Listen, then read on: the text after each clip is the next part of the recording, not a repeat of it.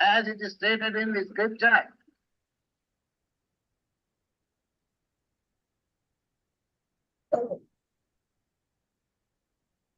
Screen दिसते सर्वांना? हो. हा, काय विचारायचं होतं अंजली माताजी? 18 जुलै पर्यंत आपला 18वा अध्याय संपेल का? आज का तुम्हाला त्याच्यानंतर कुठे जायचंय? हा, आमचं चातुर्मास सुरू होतं ना. मग चातुर्मास म्हणजे क्लासला यायचं नाही का? नाही, वेळ वेळ ऍडजस्ट होत नाही. बरं, आपण ट्राय करूया कम्प्लीट करायला. कारण हे आता तुम्हाला सर्वांना जगन्नाथ अष्टकम जर ऐकायचं होतं त्याचा अर्थ, तर मी हा 17वा अध्याय पूर्ण करून सांगणार होते. हो, चालेल. बघूया आपलं कसं काय होतंय ऍडजस्ट, त्याच्यावर आपण ठरवूया. क्षितिजा माताजी, मी मंगलाचरण म्हणते, मग तुम्ही श्लोक पठण कराल? हो हो. बरं बरं. हरे कृष्ण. ओम अज्ञानतिमिरान्धस्य ज्ञानाञ्जनशलाकया चक्षुरुन्मीलितं येन तस्मै श्रीगुरवे नमः. श्रीचैतन्यमनोभीष्टं स्थापितं येन भूतले स्वयं रूप गदामह्यं ददाति स्वपदान्तिकम्. नम ओं विष्णुपादाय कृष्ण पृष्ठाय भूतले श्रीमते भक्ति वेदांत स्वामिन् इति नामिने. नमस्ते सारस्वते देवे गौरवाणी प्रचारिणे निर्विशेष शून्यवादी पाश्चातदेशतारिणे. हे कृष्णा करुणा सिंधु दीनबंधु जगत्पते गोपेश गोपिका कांत राधाकांत नमोस्तुते. तप्त कांचन गौरांगी राधे वृंदावनेश्वरी वृषभानुसुते देवी प्रणमामि हरिप्रिये. जय श्री कृष्ण चैतन्य प्रभु नित्यानंद श्री अद्वैत गदाधर श्रीवासादि गौर भक्तवृंद. हरे कृष्ण कृष्ण कृष्ण हरे हरे हरे राम राम राम हरे हरे. चला चालू करूया. 7वा अध्याय 17वा अध्याय आपण करतोय, श्रद्धात्रय विभाग योग. त्या अगोदर आपण श्लोकाचं पठण करूया. क्षितिजा माताजी, वर अनुवाद कोणाला वाचायचा आहे का? तर मला तुम्ही सांगा, मी सांगते कुठल्या श्लोकांचा वाचायचा आहे. कोणाला नाही? ठीक आहे, क्षितिजा माताजी चालू करा. हो, चालेल. हरे कृष्ण. 13.22. पुरुषः प्रकृतिस्थो हि भुङ्क्ते प्रकृतिजान् गुणान् कारणं गुणसङ्गोऽस्य सत् असद्योनि जन्मसु. 14.4. सर्वयोनिषु कौन्तेय मूर्तयः सम्भवन्ति यः तासां ब्रह्म महद्योनि अहं बीजप्रदः पिता. 15.7. ममैवांशो जीवलोके जीवभूतः सनातनः मनः षष्ठानि इन्द्रियाणि प्रकृतिस्थानि कर्षति. 16.21. त्रिविधं नरकस्येदं द्वारं नाशन आत्मनः कामः क्रोध तथा लोभ तस्माद् एतत्त्रयं त्यजेत्. 18.65. मन्मना भव मद्भक्तो मद्याजी मां नमस्कुरु मामे वैश्यसि सत्यं ते प्रतिजाने प्रियोसि मे. सदैव माझे चिंतन कर, माझा भक्त हो, माझे पूजन कर आणि मलाच नमस्कार कर. याप्रमाणे निश्चितपणे तू मला प्राप्त होशील. मी तुला हे प्रतिज्ञेने सांगतो, कारण तू माझा अत्यंत प्रिय सखा आहेस. 18.66. सर्वधर्मान् परित्यज्य मामेकं शरणं व्रज अहं त्वां सर्व पापेभ्यो मोक्षयिष्यामि मा शुचः. सर्व प्रकारच्या धर्मांचा त्याग करून केवळ मला शरण ये. मी तुला सर्व पापांपासून मुक्त करीन, तू भयभीत होऊ नकोस. हरे कृष्ण. हरे कृष्ण. तर मला वाटतं काल आपले 4 श्लोक झाले होते की 3? 4 झाले होते मला वाटतं. 4 झाले होते. 4 झाले होते ना. हो. आपण डिटेल मध्ये बघितलं की जे सत्वगुणी आहेत. पहिली गोष्ट आपण अर्जुनानी प्रश्न कोणता केला श्रीकृष्णांना मला सांगा.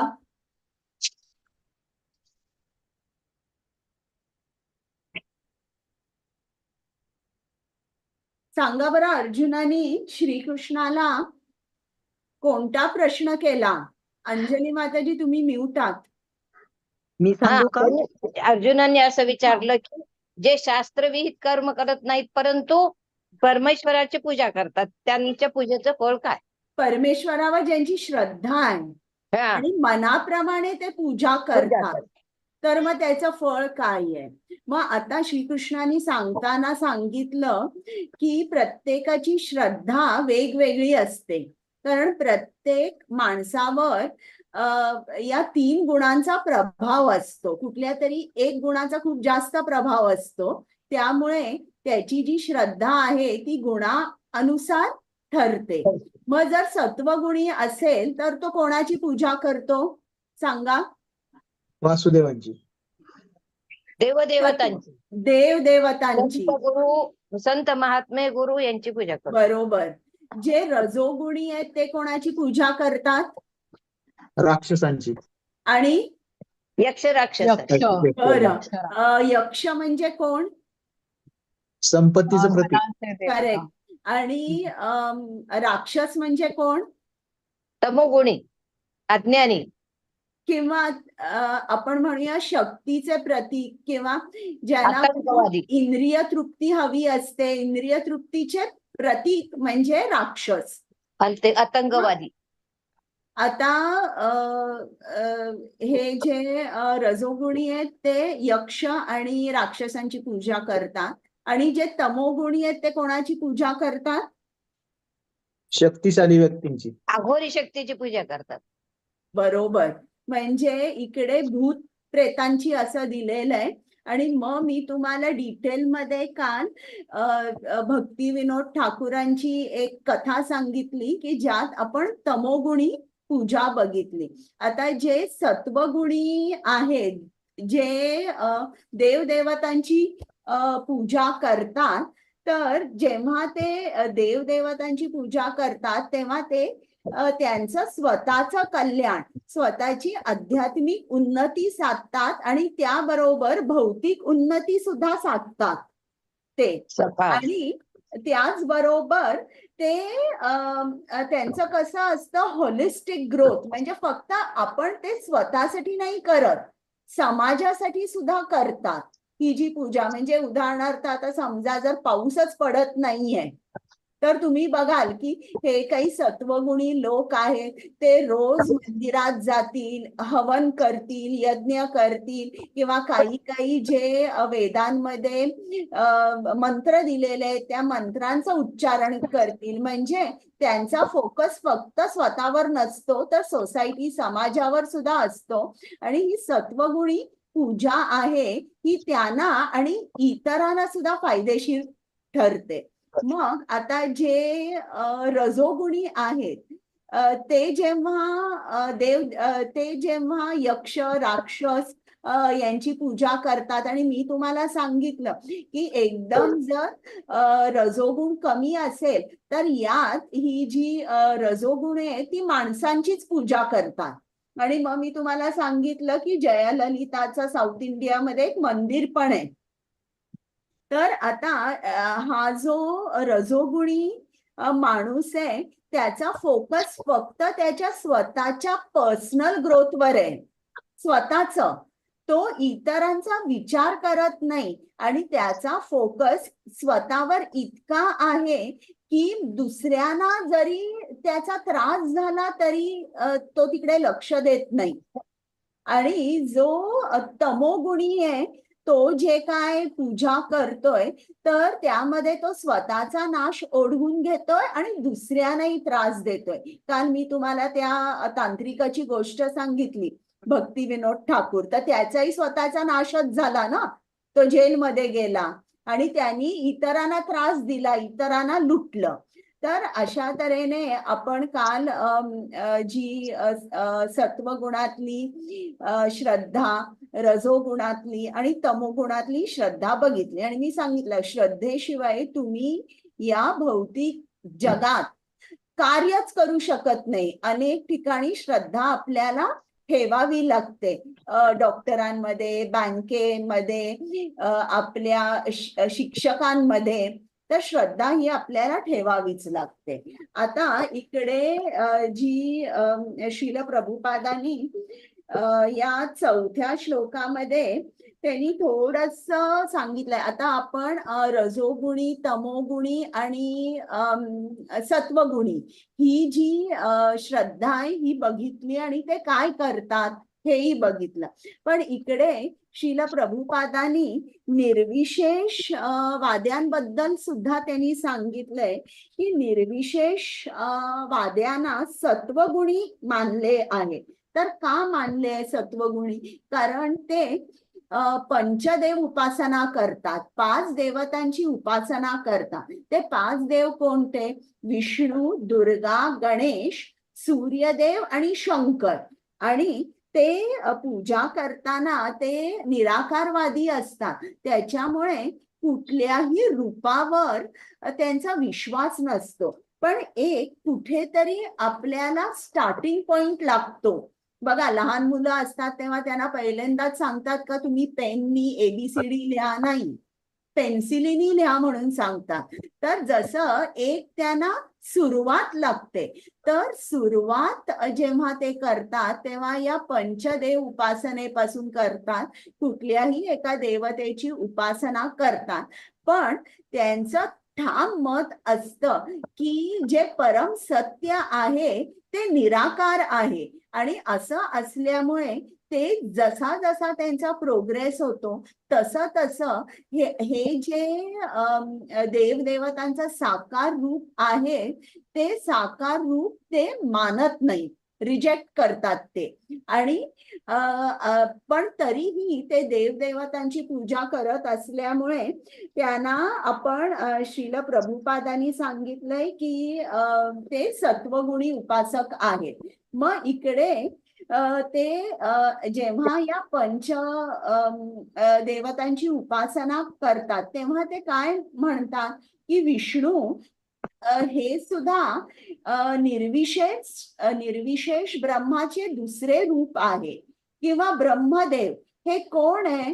हे श्रीकृष्णाचे रजोगुणी निर्विशेष रूप आहे. तर अशा तऱ्हेने ते या 5 देवतांचा म्हणजे असा त्यांचा संकल्प असतो की या देवता कोण आहेत? तर या सुद्धा निराकार आहेत. श्रीकृष्णाचंच हे निराकार रूप आहे. तर त्याच्यामुळे ते त्यांना सिद्धी प्राप्त होत नाही, पण तरीही ते देवदेवतांची पूजा करत असल्यामुळे ते काय करतात, आपण त्यांना सत्वगुणी असं मानलंय. तर हे मी काल सांगायला विसरले. आता 5वा आणि 6वा श्लोक कोण वाचणार आहे? अंजली माताजी. हो, वाचते. हरे कृष्ण. अशास्त्र विहितं घोरं तप्यन्ते ये तपोजनाः दंभहंकार संयुक्तः कामराग बलान्विताः कर्षयन्तः शरीरस्थं भूतग्राममचेतसः मां चैवान्त शरीरस्थं तान् विद्यासुर निश्चयान्. हरे कृष्ण. हरे कृष्ण. जे लोक दंभ आणि अहंकाराने प्रवृत्त होऊन शास्त्रसंमत नसलेली उग्र आणि कठोर तपस्या करतात, जे काम आणि आसक्तीने झपाटलेले असतात, जे मूर्ख असतात आणि शरीराच्या भौतिक तत्वांना तसेच अंतर्यामी परमात्म्यालाही कष्ट पोचवतात, त्यांना असुर म्हटले जाते. हरे कृष्ण. तर या श्लोकामध्ये सांगितलंय परत आता असुर कोण आहेत, त्याचे गुण काय आहेत, ते कोणकोणती कार्य करतात, आपण 16व्या अध्यायात बघितलं. पण या श्लोकात परत त्यांनी सांगितलंय की असुर कोण आहेत. आता असुर, आता आपण बघितलं की रावण किंवा हिरण्यकश्यपू यांनी अनेक हजारो वर्ष तपस्या केली, पण त्या तपस्या मागचा हेतू काय होता? त्यांचा हेतू होता का की मला श्रीकृष्णांना प्रसन्न करायचा आहे, हा हेतू होता? नाही. त्यांचा हेतू काय होता? त्यांना स्वतःला प्रसन्न ठेवायचं होतं. आणि त्यांना काय हवं होतं? श्रीकृष्णाचं सर्व राज्य हवं होतं, पण श्रीकृष्ण नको होते.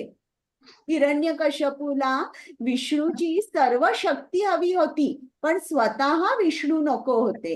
तर हे जेव्हा तप करतात, कुठलेही यज्ञ करतात, तेव्हा ते कसं करतात की जे शास्त्रात ज्याचा उल्लेख आहे तो उल्लेख ते मानत नाही, उपोषण करतात आणि अशा तऱ्हेने ते तप करतात की ज्याने त्यांच्या शरीरालाही त्रास होतो आणि त्यांच्या हृदयात असलेला परमात्मा सुद्धा दुखावला जातो. आता हा अध्याय चालू केला, पण आपण श्री राधा गोविंदांना दंडवत प्रणाम करूया, त्यांचे आशीर्वाद घेऊन हा अध्याय सुरू करूया. कृष्ण कृपा मूर्ती श्रील प्रभुपाद, ज्यांनी आपल्याला ही गीता ज्यांनी आपल्यासाठी गीता लिहून ठेवली, आपल्याला समजावून सांगितले, त्यांचे आशीर्वाद घेऊन आता हा अध्याय सुरू करूया.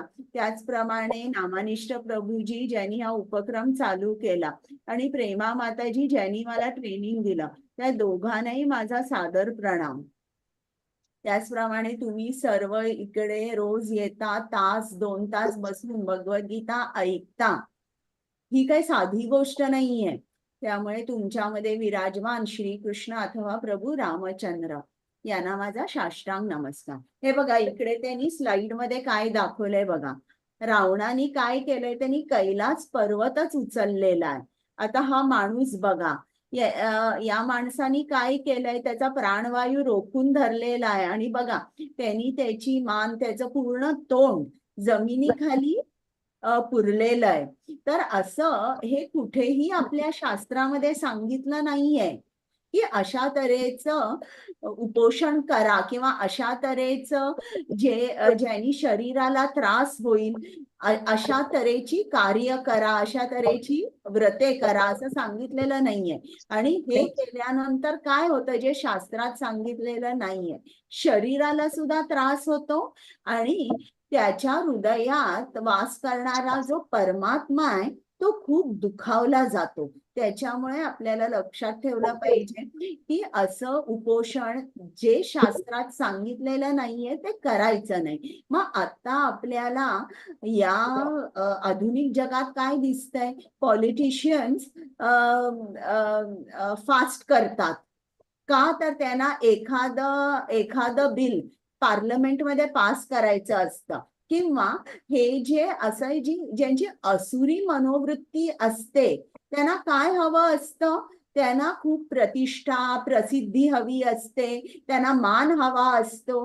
तर या गोष्टींसाठी ते अशी कठोर उपासना करतात. त्यामध्ये त्यांचा हेतू नसतो की मला श्रीकृष्णांना प्रसन्न करायचंय. त्याच्यामुळे हे जे आपल्याला आता श्रीकृष्ण पुढे सांगणार आहे, यज्ञ, तप, दान किंवा अन्न, याच्यावर पण या 3 गुणांचा परिणाम कसा होतो. पण त्या अगोदर त्यांनी सांगितलंय आपल्याला, श्रीकृष्णांनी सांगितलंय की कुठल्या गोष्टी करायच्या नाही, जे शास्त्रसंमत नाही त्या आपण करायच्या नाही, कारण त्यांनी आपल्याला फायदा होत नाही.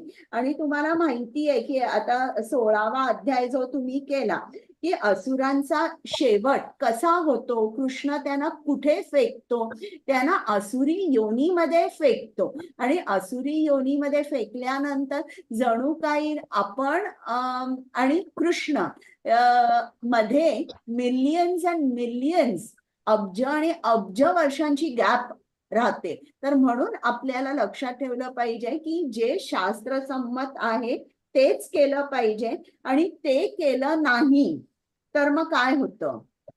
आता हे झाल्यानंतर आपण श्रीकृष्ण अन्नाबद्दल सांगणार आहेत. 17.7 अंजली माताजी. हा, हरे कृष्ण. आहारस्तपि सर्वस्य त्रिविधो भवति प्रियः यज्ञतपस्तथा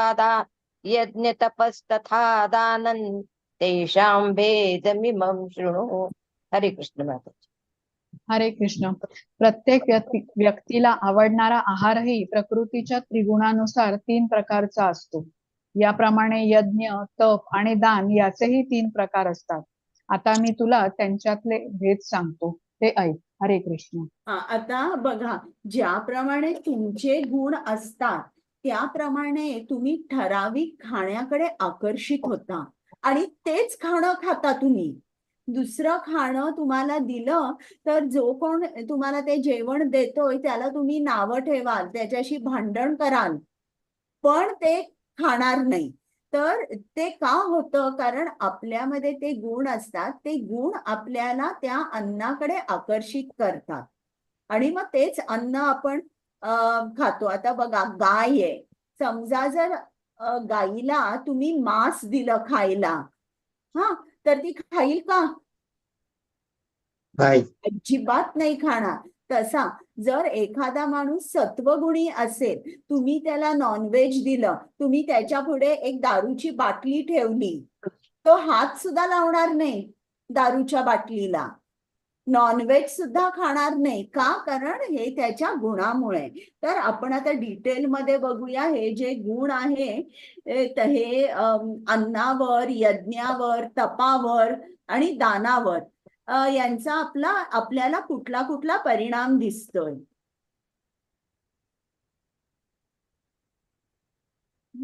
आता 8 ते 8, 9 आणि 10 हे जरी एकत्र म्हटले तरी चालतील.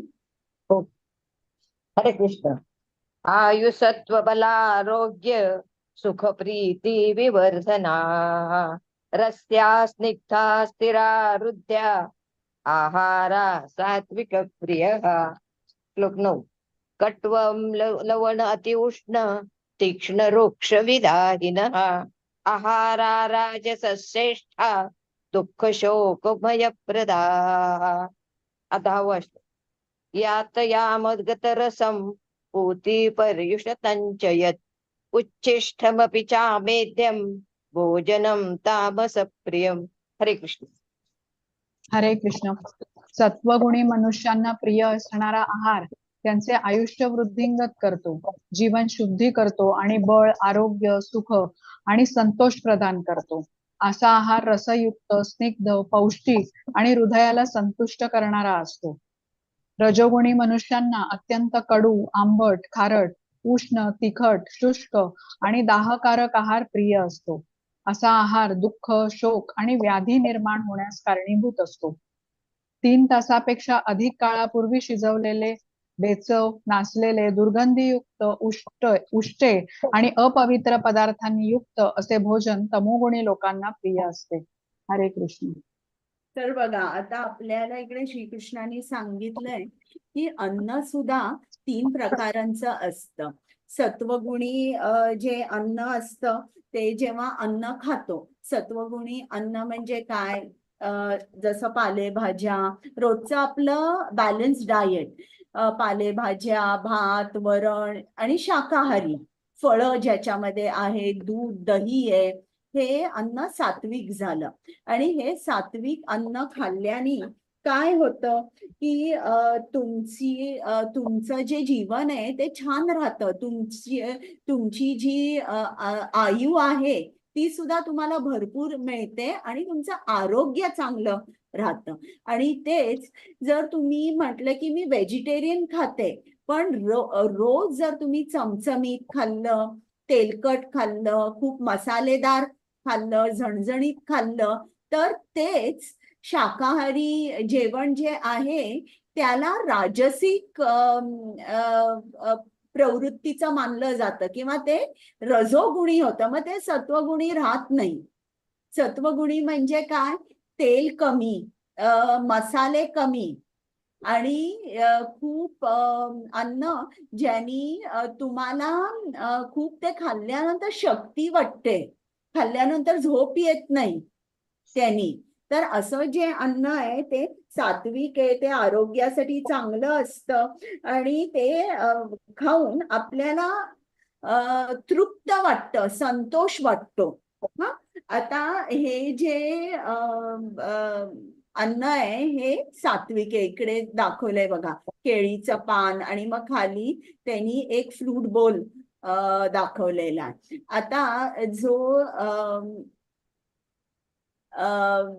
छांदोग्य उपनिषदात सांगितलंय की जेव्हा आपण अन्न खातो तेव्हा त्याचे 3 भाग केले जातात.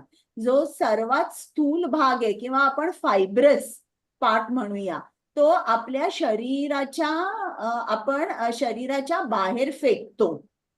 जो त्याच्यापेक्षा सूक्ष्म आहे, म्हणजे खूप फायब्रस जो भाग आहे तो आपण शरीराच्या बाहेर फेकून देतो. जो त्याच्यापेक्षा जरा स्थूल म्हणजे सूक्ष्म आहे, तो भाग आपले जे सेल्स आहेत ते ऍब्सॉर्ब करतात, म्हणजे विटॅमिन्स, मिनरल, जे काही न्यूट्रिएंट्स आहेत ते. आणि सर्वात सूक्ष्म भाग अन्नाचा असतो तो कुठे जातो? तो मनाकडे जातो. आणि मन त्याप्रमाणे होतं, म्हणजे जसं अन्न खातो त्याप्रमाणे आपलं मन होतं. तर समजा जर तुम्ही खूप सात्विक अन्न खाल्लं तर तुमचं मन सुद्धा सात्विक होईल आणि मन सात्विक झाल्यानंतर तुम्ही इकडे कृष्ण भावनेकडे वळू शकाल. आणि जे उलटही बरोबर आहे, म्हणजे जे सात्विक बुद्धीचे लोक असतात ते सात्विक अन्नच खातात, ते मग इतर अन्न खाऊ शकत नाही. तर आता जे आपण सात्विक बघितलं, राजसिक बघितलं, आता तामसिक. तामसिक अन्न म्हणजे काय? की जे शिळं पाकळं आहे किंवा जे नॉन व्हेजिटेरियन आहे किंवा ज्यांनी स्मोकिंग, ड्रिंकिंग, हे सुद्धा तामसिक अन्न झालं. ड्रग्ज घेणं. तर हे जेव्हा अशा तऱ्हेचे तामसिक अन्न खातो तेव्हा काय होतं? आपल्याला खूप झोप येते, आपल्याला आळस वाटतो आणि आपल्या मेंदूतल्या ज्या पेशी आहेत त्या कशा होतात? त्या सुद्धा एकदम डल होतात. हा, त्यांना तुम्ही म्हंटल की आता चला मला जप करायला मी बसतो, तर तुम्हाला कंटाळाच येईल, तुम्ही म्हणाल की आता मी करत नाही. तर सात्विक अन्न खाल्ल्याने काय होतं? एकदम उलट होतं की तुमच्या ज्या मेंदूतल्या पेशी आहेत त्यांचं फंक्शनिंग ऑप्टिमम लेवलला चालू राहतं आणि अशा वेळी आपण आध्यात्मिक ज्ञान ग्रहण करू शकतो आणि त्याचा आचरण करू शकतो. आता फार पूर्वी जे ऋषी होते त्यांनी हे जे अन्न आहे हे निवडलं होतं की ज्यांनी तुमचं आरोग्यही चांगलं राहील आणि तुमच्या आध्यात्मिक उन्नतीसाठी सुद्धा हे अन्न चांगलं आहे. आता इतकं सायन्स ऍडव्हान्स झालेलं आहे की आपण अन्न सिलेक्ट करताना, बाजारात जाताना आपण आपल्या शरीराचाच विचार करतो. आपली एक स्पिरिच्युअल हेल्थ आहे आणि त्यासाठी हे अन्न योग्य आहे याचा विचार आपल्या मनातच येत नाही. बरोबर आहे का सांगा? हो. बरोबर आहे ना? आपण जेव्हा बाजारात जातो आपण म्हणतो की आता आपण दुधी भोपळा बीपी ज्यांना आहे त्यांना खूप चांगला असतो, त्याचा रस वगैरे घेतला तर बीपी एकदम खाली जातं. तर आपण स्थूल शरीर जे आहे त्या शरीरासाठी अन्न घेत असतो आणि सूक्ष्म शरीर म्हणजे आपल्या मनासाठी किंवा आध्यात्मिक जी आपली तब्येत आहे त्याच्यासाठी आपण काही करत नाही. आता ऋषी मुनींनी आपल्याला सांगितलंय की जे गाईचं दूध आहे, हे गाईचं दूध म्हणजे एक काय म्हणूया वंडर प्रोडक्ट आहे. त्यांनी आपली जे आध्यात्मिक तब्येत आहे ती खूप चांगली राहते. म्हणजे दूध, दही, लोणी, तूप या गोष्टी आपण जरूर आपल्या आहारामध्ये घेतल्या पाहिजे, पण त्या सुद्धा कशा सीमित असल्या पाहिजे. आता इकडे दूध, तुम्हाला व्हीगन कॉन्सेप्ट माहितीये का कोणाला? कशाचा? व्हीगन व्हेजिटेरियन फक्त. नाही, व्हीगन व्हीगन म्हणजे दृष्टिकोन. व्हेजिटेरियन आहे पण दृष्टिकोन. प्राण्यांचं दूध पण नाही. हा, प्राण्यांचं दूध सुद्धा नाही घेत. कारण ते काय म्हणतात की प्राण्यांचं म्हणजे गाईचं दूध घेणं हे गाईचं दूध तिच्या वासरासाठी आहे, तर आपण घ्यायचं नाही. तर तुम्हाला काय वाटतं बरं, मला सांगा, तुम्हाला काय वाटतं की आपण गाईचं दूध घेतलं पाहिजे का? हो, घेतलं पाहिजे. इतरांचं काय आहे? नाही, घेतलं पाहिजे पण त्या वासराची सुद्धा भूक भागली पाहिजे, त्याच्यानंतर घेतलं पाहिजे आपण. बरोबर आहे, वासराची सुद्धा भूक भागली पाहिजे. पण आपण शास्त्र काय सांगतात हे ऐकूया. की म्हणजे तुम्हाला लक्षात आलं पाहिजे, जे व्हीगन आहेत त्यांचा शास्त्रावर पूर्ण तऱ्हेने विश्वास नाही. ते आपल्या मनाप्रमाणे करतात किंवा त्यांना आध्यात्मिक प्रगती त्यांना करायची नाहीये. तर बघा, आपण माणसांमध्ये स्त्री जी आहे ती एका मुलाला जन्म देते आणि स्त्रीला 2 स्तन असतात. आता एक कुत्रा आहे, कुत्रा अनेक काय म्हणतात पिल्लांना तो जन्म देतो. तर एका वेळेला तो जवळजवळ 6-8 पिल्लांना जन्म देतो आणि जी कुत्री असते तिला 8 ते 10 स्तन असतात. मांजराचं सुद्धा तसंच आहे. आता गाय ही एका वेळेला एकाच वासराला जन्म देते, पण तरीही तिला 4 स्तन असतात. मला ते माहित नाही काय म्हणतात मराठीत, मॅमरी ग्लँड्स ना. आचळ. हा, तर तिला 4 स्तन असतात, 4 मॅमरी ग्लँड्स असतात.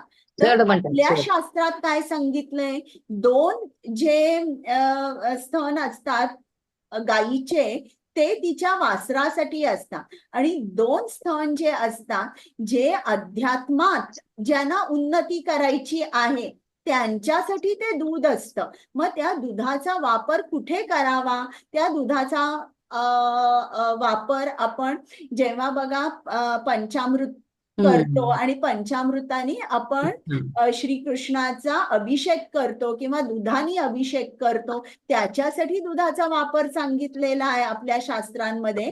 आणि आपल्याला सुद्धा सांगितलंय, तुम्ही जर बघितलं तर अजून सुद्धा संत रात्री दूध पिऊन झोपतात. हा, तर इतका दुधाचा महत्व आपल्या शास्त्रामध्ये सुद्धा सांगितलंय. कुठेही शास्त्रामध्ये सांगितलं नाहीये की तुम्ही व्हीगन राहा, असं नाही. आता डुक्कर एका वेळेला 10 पिल्लांना जन्म देतं आणि जे डुक्कर आहे त्याला 18 मॅमरी ग्लँड्स आहेत. तर अशा तऱ्हेने आपल्याला लक्षात आलं पाहिजे की हे जे दूध आहे गाईचं दूध, हे आपल्या स्पिरिच्युअल हेल्थसाठी खूप चांगलं आहे. मग कुठल्या गाईचं दूध घ्याल तुम्ही, हे सुद्धा एक प्रश्न आहे.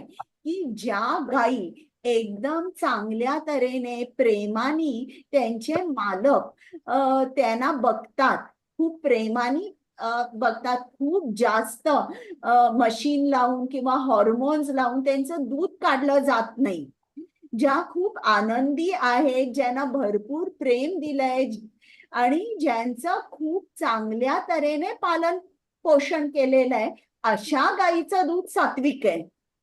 आणि आता इकडे तुम्ही जिकडे राहत असाल तिकडे जरी तुम्ही बघितलं इस्कॉन मध्ये म्हणजे त्यांचा सुद्धा गोठा किंवा त्यांची सुद्धा डेअरी आहे, तिकडे तुम्ही चौकशी करू शकता की आम्हाला दूध मिळेल का, अथवा तुमच्या आजूबाजूला जर तुम्हाला माहित असेल की अमकी अमकी डेअरी आहे आणि इकडे गायींना खूप चांगल्या तऱ्हेने बघतात, खूप उत्तम तऱ्हेने त्यांचं पालन पोषण करतात, प्रेमाने करतात, तर मग हरकत नाही. कारण गायींना सुद्धा खूप भाव असतो त्यांना. आता मी रोज इकडे मंदिरात जाते, तर त्या मंदिराच्या बाहेर 2 गायी असतात. ती बाई एक त्या रोज त्या गायींना घेऊन येते आणि आम्ही सगळेजण मंदिरात जातो आणि मग गायीला चारा देतो. तर एक दिवस त्यातली एक गाय म्हणजे त्या दोन्हीही गायी होत्या, त्या दोघींनाही वासरं झाली. आणि मग हिने एक 3-4 दिवस आणलं नाही, मग लगेच तिने आणलं कारण तिला पैसे मिळतात. पण ती त्यातली एक गाय जी होती ती खरोखर रडत होती, म्हणजे मला डोळ्यातून पाणी दिसलं. ती काही तिने खाल्लं नाही बघा दिवसभर. तिला घरी जायचं होतं, तिच्या वासराकडे जायचं होतं, तर तिच्या डोळ्यात पाणी दिसलं. तर तेव्हा आम्ही तिला दोघा तिघांनी सांगितलं, तुझे जे काय पैसे होतात दिवसभराचे ते घे, पण या गायीला तू असं रडवू नकोस. तर बघा त्यांना सुद्धा भाव असतो आणि ते सुद्धा जेव्हा अशा जर एखादी गायी खूप दुःखी कष्टी असेल तर तिचं दूध सात्विक नाही. मला वाटतं क्षितिजा माताजी याच्यावर काहीतरी खूप छान सांगू शकतील. हो, काही माताजी ऍड तुम्ही करायचंय? सांगितलेलं खूप आयडियल सिच्युएशन आहे की सात्विक गाईचं दूध मिळणं फार कठीण आहे, त्यापेक्षा वेगन राहिलेलं बरं. अशी पण परिस्थिती आता निर्माण झाली. जोपर्यंत आपल्याला खात्री नाही ना तोपर्यंत पण मग आपण घेऊ. तुम्ही इकडे इस्कॉन मध्ये चौकशी करा, तुम्हाला तसं हो दूध हो नक्की मिळेल. पण हो त्याची किंमत जरा जास्त असते हो इतकं.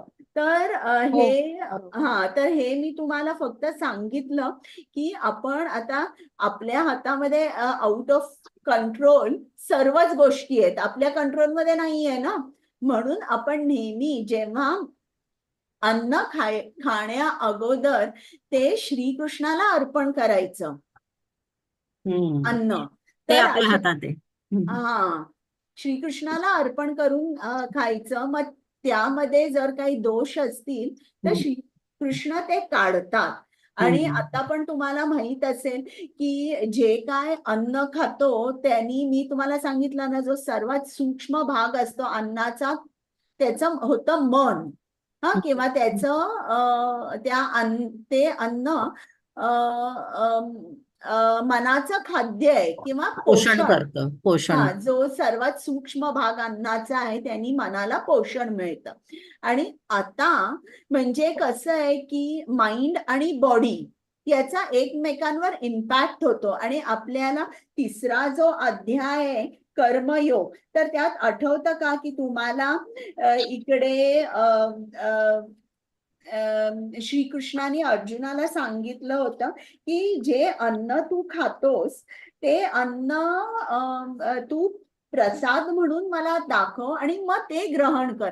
ते अन्न ग्रहण केल्याने काय होतं की तुझ्या ज्या मेंदूतल्या पेशी आहेत त्या पेशी जे आहेत त्या शुद्ध होतात. इकडे शब्द वापरलाय शुद्ध, पण मी सायंटिफिकली तुम्हाला सांगते की त्यांचं फंक्शनिंग ऑप्टिमम होतं.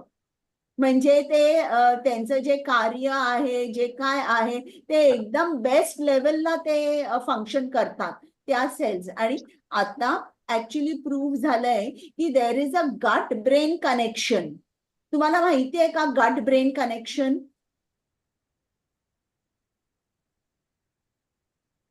गट म्हणजे काय? तुमचं इंटेस्टाईन. ब्रेन म्हणजे मेंदू. तुम्ही ऐकलंय का गट ब्रेन कनेक्शन? तो इंग्लिश शब्दच माहित नाही आम्हाला. पण मी आता मराठीत सांगितलं ना तुम्हाला. गट म्हणजे इंटेस्टाईन, जठर जठर जठर. हा. आणि ब्रेन म्हणजे मेंदू. हे ऐकलंय का तुम्ही?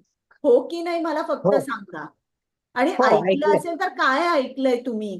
की आपण जे दूध खातो त्या हा दुधातला जो सूक्ष्मांश असतो हा तो सूक्ष्मांश आपली बुद्धी, आपलं जठर आणि आपलं मेंदू यांच्यावर परिणाम करतो किंवा त्याचं पोषण करतो.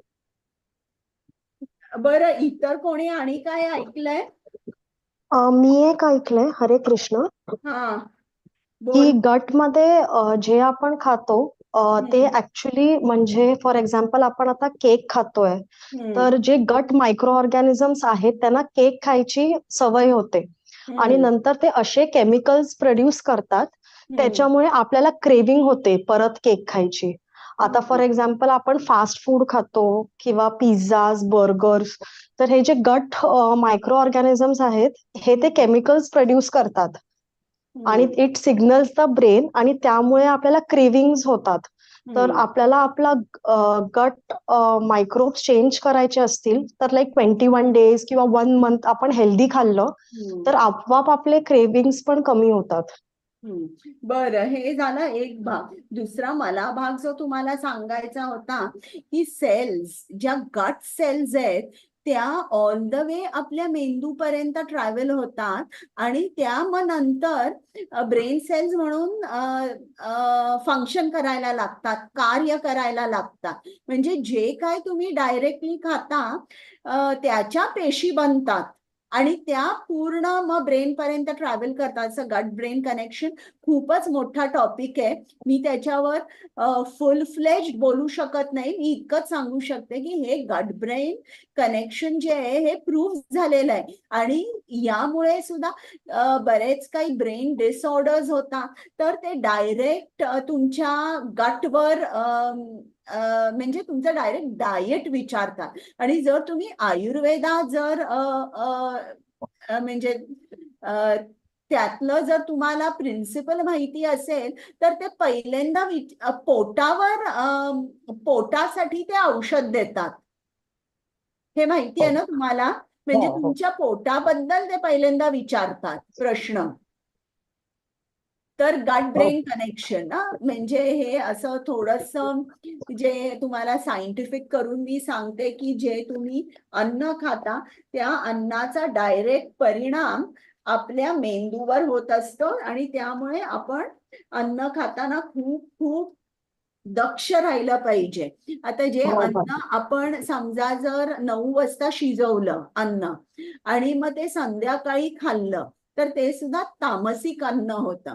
मग आता तुम्ही अन्न शिजवलं ते श्रीकृष्णांना प्रसाद म्हणून अर्पण जर करून मग तुम्ही संध्याकाळी खाल्लं तर मग ते तामसिक आपण म्हणत नाही. प्रसाद मग तुम्ही तो दुसऱ्या दिवशी सुद्धा जर खाल्ला तरी पण तो तामसिक राहत नाही. म्हणजे याचा अर्थ असा नाही की आपण स्वयंपाक करायचा, श्रीकृष्णाला अर्पण करायचा, फ्रीज मध्ये ठेवायचा आणि 2-3 दिवस खायचा, हे नाही.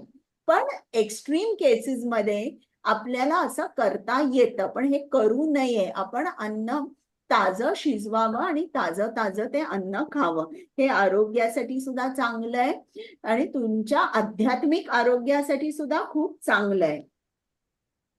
हा, आता इकडे त्यांनी चीज दाखवली आहे बघा, एक प्रकारची. हा, या चीज मध्ये तुम्हाला दिसतात अळ्या. हे चीज खूप महाग आहे इटलीमध्ये.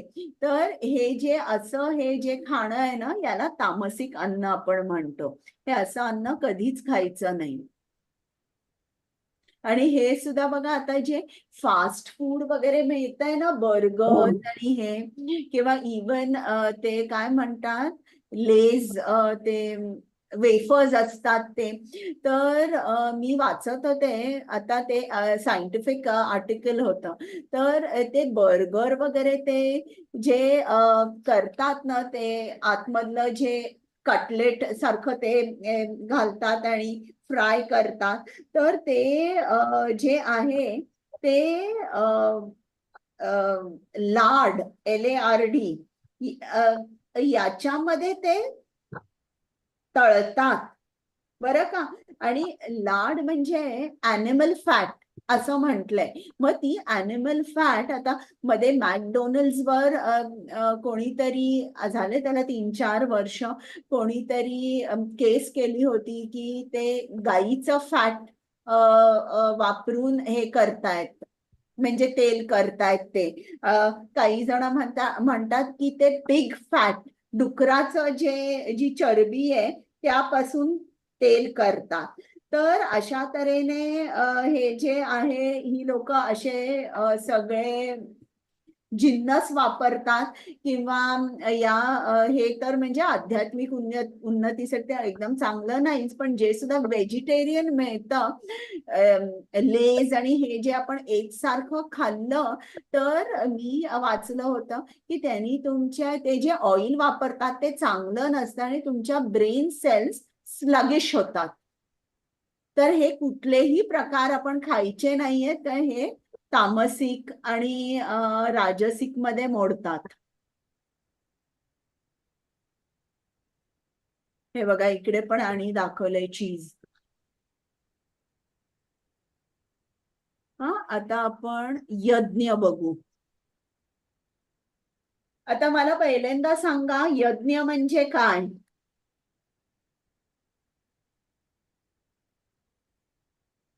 कोण सांगणार आहे? याग यज्ञ म्हणजे काय? याग करणे म्हणजे आपण हवन वगैरे असं. हा, बरं. श्री विष्णूंना अर्पण करणे. हवन, अग्नीमध्ये हवन करणं हा एक प्रकारचा यज्ञ आहे. यज्ञ अनेक प्रकारचे आहेत.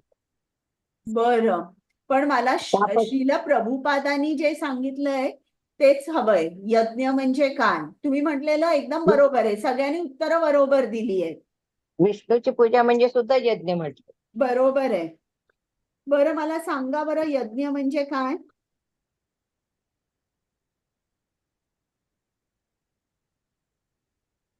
कोण सांगेल? सर्वसाधारणपणे ज्याला यज्ञ म्हणतात ते अग्नी, विशिष्ट प्रकारचा अग्नी निर्माण करून त्याच्यात तूप, तांदूळ आणि भात यांचं हवन करतात. बरं, पण एक्झॅक्ट डेफिनेशन सुषमा माताजी, क्षितिजा माताजी. विष्णूंच्या प्रित्यर्थ किंवा त्यांच्या आनंदासाठी केलेलं कर्म ज्याने आपल्याला कर्माचं फळ लागू पडत नाही, आपण त्यांना अर्पण करतो. बरोबर, म्हणजे कृष्णाच्या किंवा विष्णूच्या प्रसन्नतेसाठी जेव्हा आपण कुठलंही कार्य करतो त्याला यज्ञ म्हणतात. आणि ते यज्ञ करताना आपली मनोवृत्ती कशी असते? आपण कृष्णाच्या प्रसन्नतेसाठी करतो आणि आपल्याला त्यापासून काही नको असतं. तर आता या युगात कली युगामध्ये यज्ञ कोणता? हरिनाम. बरोबर, हरिनाम संकीर्तन. इकडे त्यांनी दाखवलंय बघा, एक माणूस आहे तो जपमाळ घेऊन बसलेला आहे. तर यज्ञ जर तुम्ही शास्त्रांमध्ये बघितली तर 2 तऱ्हेची यज्ञ आपल्याला प्रामुख्याने दिसतात.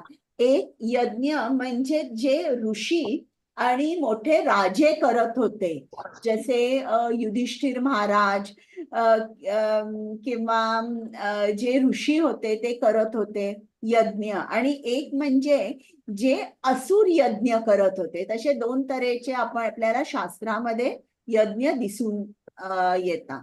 तर जेव्हा महाराज म्हणजे मोठे मोठे राजे आणि ऋषी हे यज्ञ करत होते तेव्हा ते यज्ञ त्या सोसायटीच्या, समाजाच्या हितासाठी करत होते.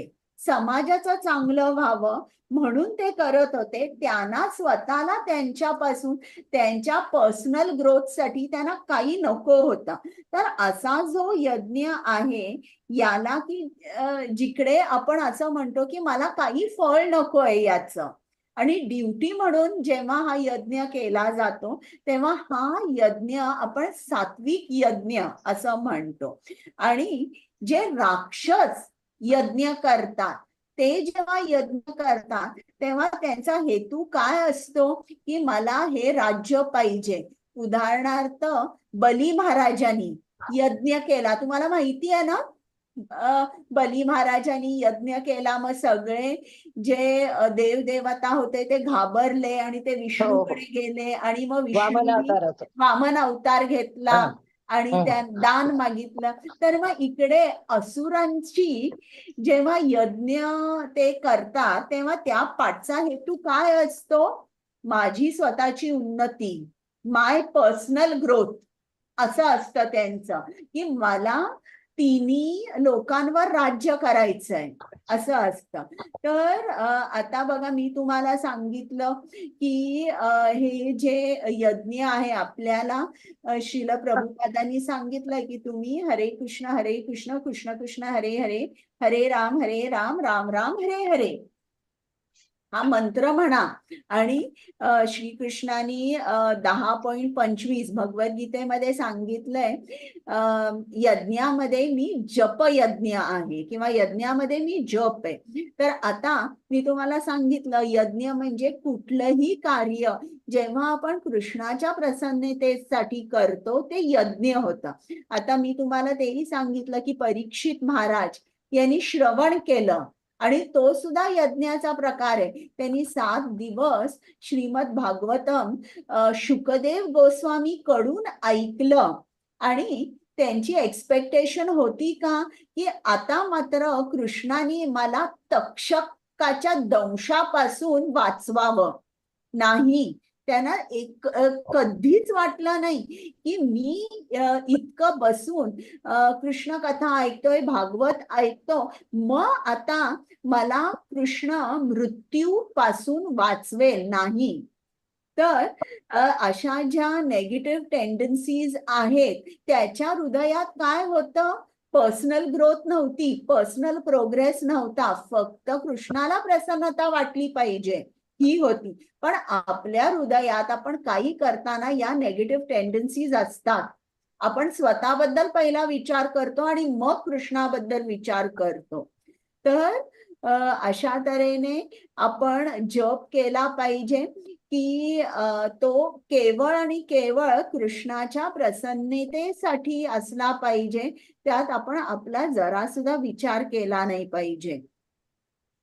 आता जो राजसिक यज्ञ आहे, राजसिक यज्ञ आपल्याला मला वाटतं वाचायचं आहे ना हे.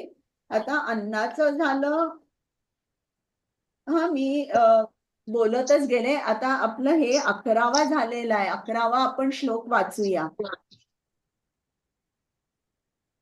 हो. सात्विक यज्ञ. हरे कृष्ण.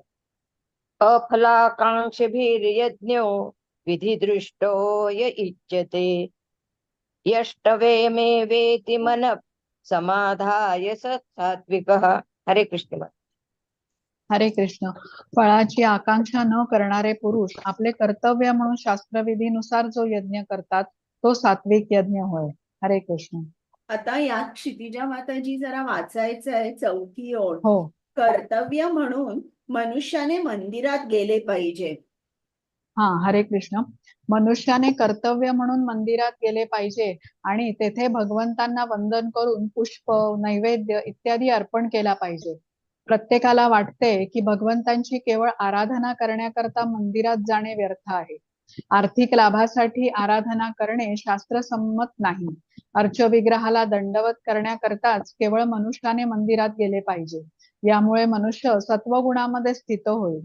शास्त्रोक्त विधींचे पालन करून भगवंतांना प्रणाम करणे हे प्रत्येक सुसंस्कृत मनुष्याचे कर्तव्य आहे. हरे कृष्ण. बघा, म्हणजे आपण मंदिरात कर्तव्य म्हणून गेले पाहिजे, तिकडे आपण दंडवत केला पाहिजे. तर आपल्याला लक्षात येतं की आपल्याला कर्तव्य म्हणून कोणत्या कोणत्या गोष्टी केल्या पाहिजेत. आता पुढे त्यांनी हा सांगितलाय राजसिक यज्ञ 12वा श्लोक. हरे कृष्ण. अभिसंधाय तु फलं दंभार्थमपि चैव यत् इच्छते भरतश्रेष्ठ तन्यज्ञं विधिराजसम्. हरे कृष्ण. हरे कृष्ण. परंतु हे भरतश्रेष्ठा, दंभार्थ किंवा भौतिक लाभ प्रित्यर्थ जो यज्ञ केला जातो तो राजसिक यज्ञ असल्याचे जाण. हरे कृष्ण. आता तेच आपण मंदिरात गेलो हा, आणि आपण का जातोय मंदिरात? कारण आपण म्हणतो की बाबा मी गणपतीच्या मंदिरात गेलो, मी 21 मंगळवार येईन, किंवा देवीच्या इकडे आपण एक संख्या धरतो की मी 21 शुक्रवार करीन, किंवा जो काय तो 16 काय असेल ते, किंवा 16 सोमवार करतात. तर जेव्हा आपण हे करतो, आपली इच्छा पूर्ण होण्यासाठी आपण मंदिरात जातोय, तेव्हा तो यज्ञ कुठला होतो? राजसिक यज्ञ होतो. मग तो सात्विक राहत नाही. आपण मंदिरात का गेलं पाहिजे? माझं कर्तव्य आहे म्हणून गेलं पाहिजे. कुठलीही भौतिक इच्छा प्राप्तीसाठी आपण गेलं नाही पाहिजे. तर आता पुढचा जो श्लोक आहे त्याच्यामध्ये त्यांनी तामसिक यज्ञ सांगितलाय. हरे कृष्ण. 13वा श्लोक. हरे कृष्ण. विधिहीनमसृष्टान्नं मंत्रहीनं दक्षिणं श्रद्धा विहरितं यज्ञं तामसं परिचक्षते. हरे कृष्ण. हरे कृष्ण.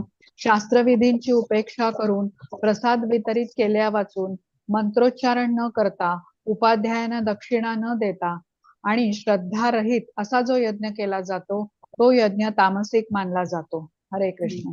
म्हणजे आता तामसिक यज्ञ म्हणजे आता जेव्हा गणेश उत्सव साजरा करतात तेव्हा घरोघरी वर्गणीसाठी मुलं येतात आणि ते वर्गणी गोळा करतात आणि मोठा हे करतात, काय पंडॉल उभा करतात आणि गणेशाची मूर्ती ठेवतात.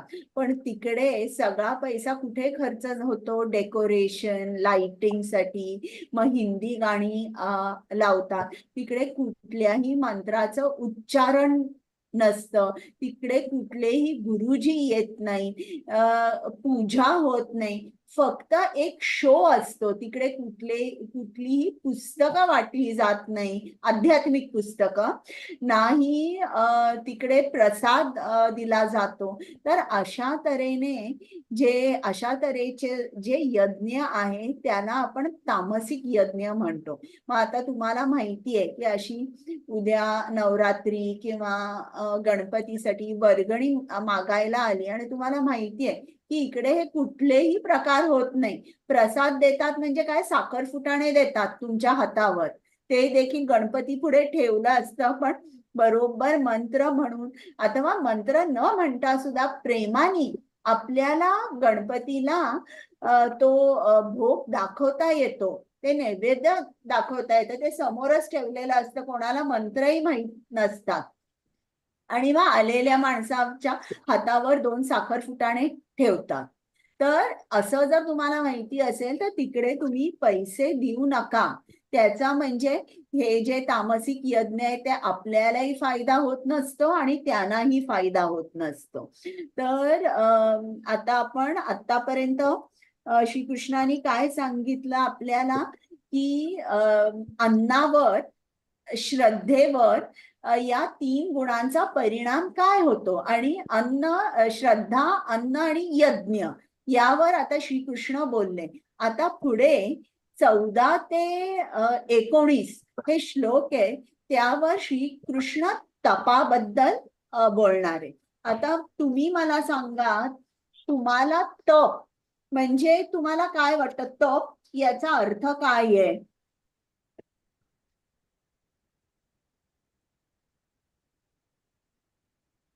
सांगा बरं मला. नीता माताजी, राजेंद्र पाटील प्रभूजी,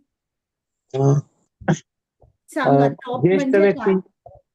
ज्येष्ठ व्यक्तींची पूजा करणे किंवा पावित्र्य किंवा सरळपणा. हे तुम्ही मला तपाचे प्रकार सांगितले, पण मी विचारते तप म्हणजे काय? तप म्हणजे कष्ट सहन करणे. बरोबर, बरोबर आहे. आणि कोणाला काही सांगायचं आहे? आणि मग हे 3 प्रकारचे कष्ट आहेत: शारीरिक, मानसिक, बौद्धिक. आणि मग बरोबर ते आहे. त्याप्रमाणे केले जातात. बरं, आणि इतर कोणाला प्रत्येक काही कष्ट सांगायचंय? पुन्हा सातत्याने आणि दीर्घ काळ करणे. बरोबर, बरोबर आहे. आता तप म्हणजे इमिजिएट तुम्हाला जर सांगायचं असेल म्हणजे त्याचा अर्थ म्हणजे आपण आपल्या कम्फर्टचा त्याग करतो. का त्याग करतो?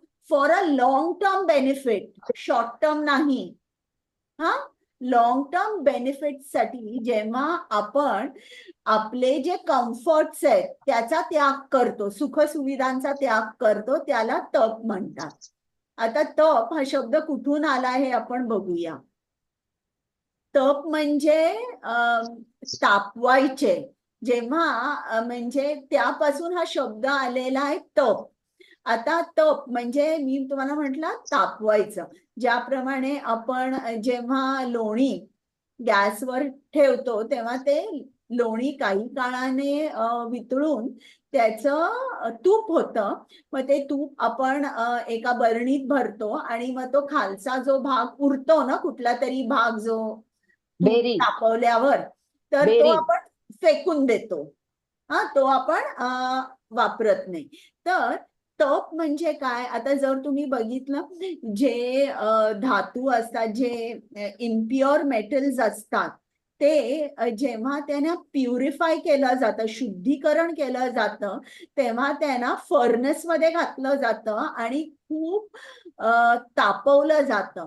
मग तापवलं गेल्यानंतर काय होतं, एकतर ज्या इम्प्युरिटीज असतात त्या वर येतात आणि मग त्या काढल्या जातात, किंवा त्या इम्प्युरिटीज आहेत त्याचं गॅसमध्ये रूपांतर होऊन ते जातात आणि मग जे काय उरतं, जो धातू उरतो, आता जर सोनं असेल तर मग ते जे सोनं आहे ते खूप चमकायला लागतं.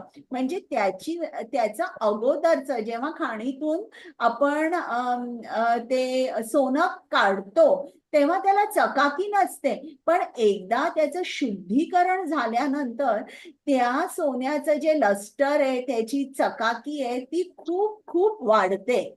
तसंच वेदांमध्ये ऋग वेदामध्ये 9.8.31 मध्ये सांगितलंय, तपाने शरीराला शुद्ध केल्याविना, बघा ऐका, तपाने शरीराला शुद्ध केल्या विना कुठलाही माणूस योगच्या अंतिम अवस्थेत पोचू शकत नाही.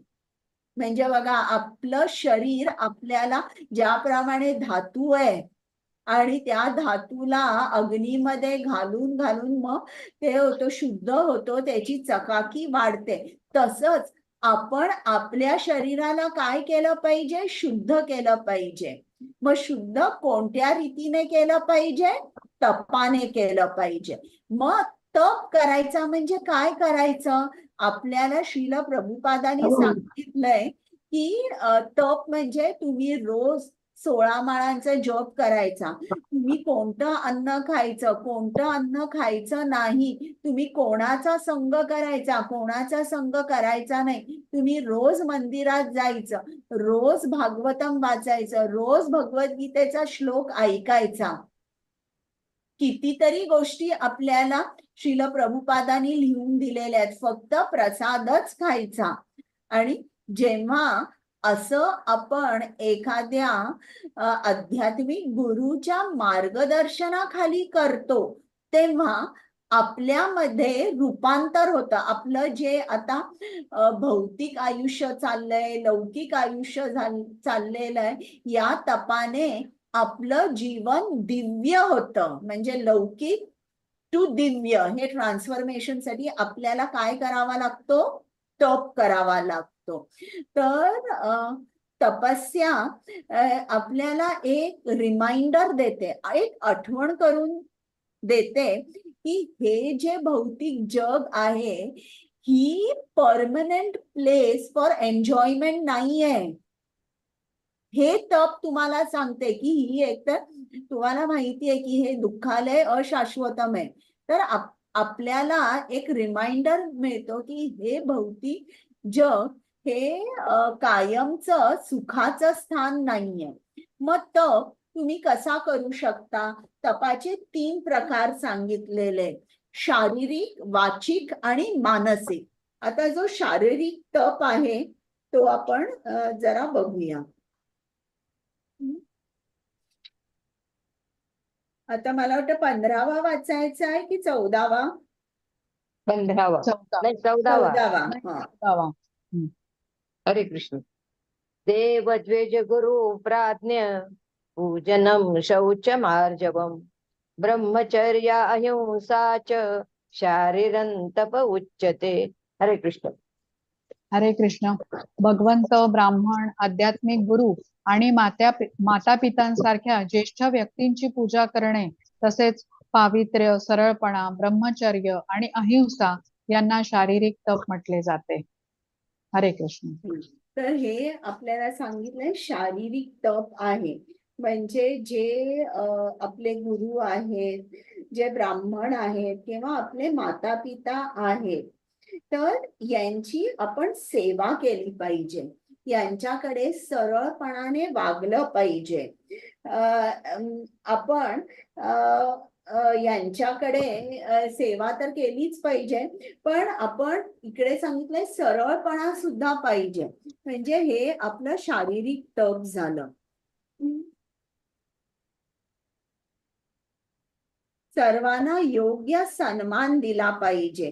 मग श्रील प्रभुपादांनी सांगितलंय की शरीराचा तप म्हणजे शरीराला आपण स्वच्छ ठेवलं पाहिजे, रोज आंघोळ केली पाहिजे, आचरण सरळ ठेवलं पाहिजे. आणि जे आपल्याला 4 भक्तीचे नियम दिलेले आहेत ते जर तुम्ही बघितले तर ते शारीरिक नियमच आहेत. कोण मला सांगू शकेल 4 नियम?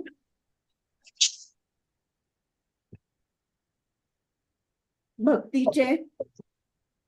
सिगरेट ओढायची नाही, दारू प्यायची नाही, मांस मटण बरोबर खायचं नाही, व्याभिचार करायचा नाही. बरोबर बरोबर. आणि जुगार खेळायचा नाही. हा, तर हे जे आहेत 4 नियम जे आहेत ते मेनली शरीराशी त्याचा संबंध आहे. तर हे सगळे शारीरिक तप आहेत. म्हणजे काय केलं पाहिजे आणि काय केलं नाही पाहिजे हे दोन्ही आपण जाणलं पाहिजे. आता 15वा श्लोक. हरे कृष्ण. अनुद्वेगकरं वाक्यं सत्यं प्रियहितं च यत् स्वाध्याय अभ्यासंचैव वाङ्मयं तप उच्यते. हरे कृष्ण. हरे कृष्ण.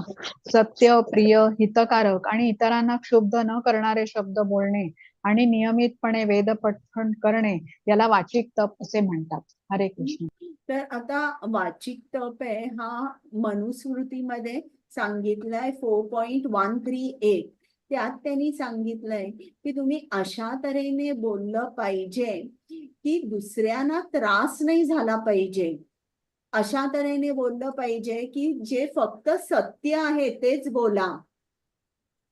बरं, अशा तऱ्हेने बोला की दुसऱ्यांना तुमचं बोलणं ऐकून आनंद होईल आणि दुसऱ्यांना तुमच्या बोलण्यापासून तुमचं बोलणं हितकारी पाहिजे दुसऱ्यांसाठी. बरं, तुमचं बोलणं कसं पाहिजे? शास्त्रसंमत पाहिजे, सपोर्टेड बाय द स्क्रिप्चर्स असं पाहिजे तुमचं. म्हणजे मी तुम्हाला इकडे 5 गोष्टी सांगितल्या. या 5 गोष्टींना आपण वाचिक तप म्हणतो. आणि तुम्हाला खरं सांगू का, या 5 गोष्टी जर तुम्ही पाळल्या तर तुम्ही काही बोलूच शकणार नाही. एकदम तुम्हाला शांत बसावं लागेल. तर ऍटलिस्ट आपण बोलताना या 5 गोष्टी आठवण ठेवून विचार केला पाहिजे की खरोखर की मी जे काय बोलते ते बरोबर आहे का, गरजेचं आहे का, दुसऱ्याचं मन दुखावलं जाईल का. ऍटलिस्ट एक तरी आपण, हे जे मी 5 गोष्टी सांगितल्या त्यापैकी एक तरी आपण पाळली पाहिजे स्टार्टिंगला. आणि मग त्याच्यानंतर आहे मनाचा आहे ऑस्टेरिटी ऑफ द माइंड, मनाचा तप. 1 मिनिट.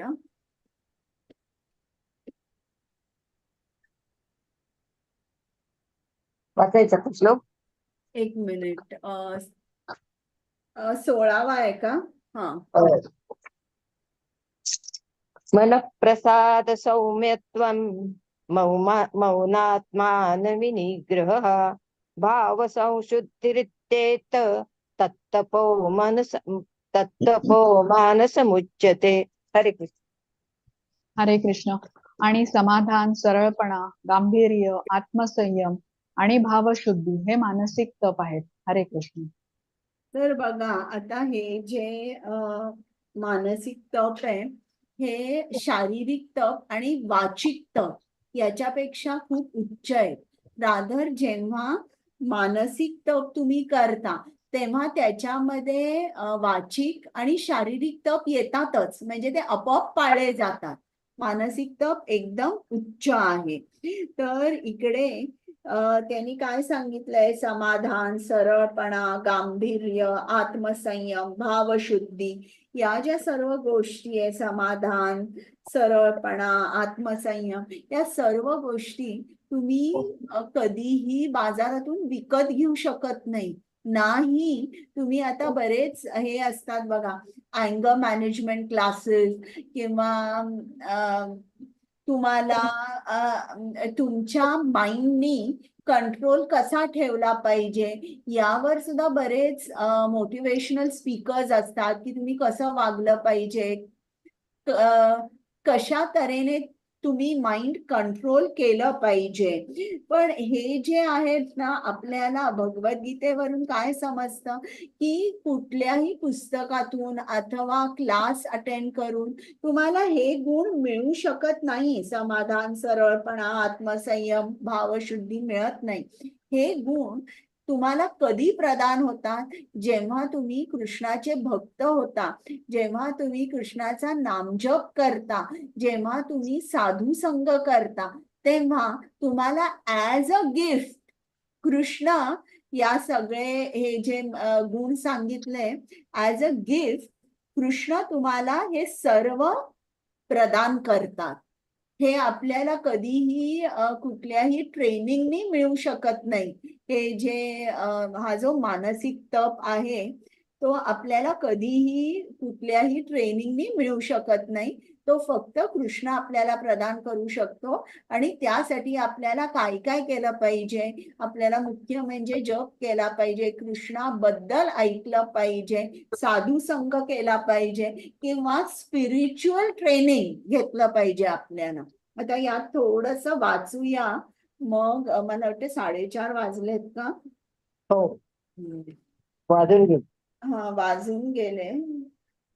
हा, आता हा पूर्ण पॅरेग्राफ वाचायचा आहे. मानसिक तप म्हणजे हरे कृष्ण. मानसिक तप म्हणजे मनाला इंद्रिय तृप्तीमधून विरक्त करणे होय. मनुष्याने मनाला योग्य प्रशिक्षण दिले पाहिजे, जेणेकरून ते इतरांचे हित कसे साधता येईल याचे सदैव चिंतन करीत राहील. मनासाठी योग्य प्रशिक्षण म्हणजे विचारांचे गांभीर्य होय. मनुष्याने कृष्ण भावनेपासून कधीही विचलित होऊ नये आणि इंद्रिय तृप्ती करणे सदैव टाळले पाहिजे. मनुष्याच्या स्वभावाचे शुद्धीकरण करणे म्हणजे कृष्ण भावना भावित होणे होय. इंद्रिय उपभोगाच्या चिंतांपासून मनाला दूर ठेवल्यानेच मानसिक समाधान प्राप्त होऊ शकते. आपण जितके अधिक इंद्रिय उपभोगांचे चिंतन करतो तितके अधिक मन अतृप्त होते. सद्यस्थितीत इंद्रिय तृप्ती करण्यासाठी आपल्या मनाला अनावश्यक निरनिराळ्या मार्गात प्रवृत्त करतो आणि यामुळे आपण आपले मन समाधानी होण्याची शक्यताच नसते. यावर सर्वोत्तम उपाय म्हणजे आनंदमयी कथांनी युक्त अशा वेद, पुराण, महाभारत इत्यादींमध्ये मनाला संलग्न करणे होय. मनुष्य वैदिक ज्ञानाचा लाभ घेऊन शुद्ध होऊ शकतो. मनामध्ये दुटप्पीपणा असू नये. सदैव इतरांचे हितचिंतन करावे. मौन म्हणजे सदैव आत्मानुभूतीचा विचार करणे होय. या दृष्टीने पाहिल्यास कृष्ण भावना भावित मनुष्य यथार्थ रूपाने मौनी असतो. मनाला इंद्रिय उपभोगापासून विरक्त करणे म्हणजेच मनोनिग्रह होय. मनुष्याने आपल्या व्यवहारामध्ये सरळ आणि साधे असावे, कारण यामुळे त्याचे जीवन शुद्ध होते आणि सर्व क्रियांचा समावेश मानसिक तपामध्ये होतो. हरे कृष्ण. तर आता आपण बघितलं की आपल्याला जर मन समाधानी ठेवायचं असेल किंवा संयम ठेवायचा असेल तर आपल्याला कृष्ण भावनाभावी जीवनच जगलं पाहिजे. आणि श्रील प्रभुपाद काय म्हणतात, मौन आपल्याला जिव्हा दिली आहे, तर ते जिव्हेचं सुद्धा कार्य आहे ना की बोलायचं, एकदम काही बोलायचं नाही. आणि मौन ते बघा लोक विपासनेला वगैरे जातात, तिकडे 8-8, 10-10 दिवस ते मौन पाळतात. पण हे बरोबर आहे का? श्रील प्रभुपाद म्हणतात नाही, जिभेचा योग्य वापर केला पाहिजे, बोललं पाहिजे. मग काय बोललं पाहिजे? कृष्ण कथा, कृष्ण प्रसारासाठी तुम्ही बोललंच पाहिजे. नुसतं मौन धरणं म्हणजे तो खरा मौन होत नाही. खरा मौन म्हणजे काय? तुमच्या मनामध्ये भौतिक विचारच येत नाही, आध्यात्मिक विचार येतात. म्हणजे असे आध्यात्मिक विचार जर तुमच्या मनात आले तर तुमची वाचा सुद्धा कशी होणार आहे? आध्यात्मिकच होणार आहे. तर याला मौन म्हणतात. तर आता मी इकडे थांबवते. तुम्हाला काही प्रश्न आहेत का? ते तुम्ही जे recording म्हटलात पहिलं बंद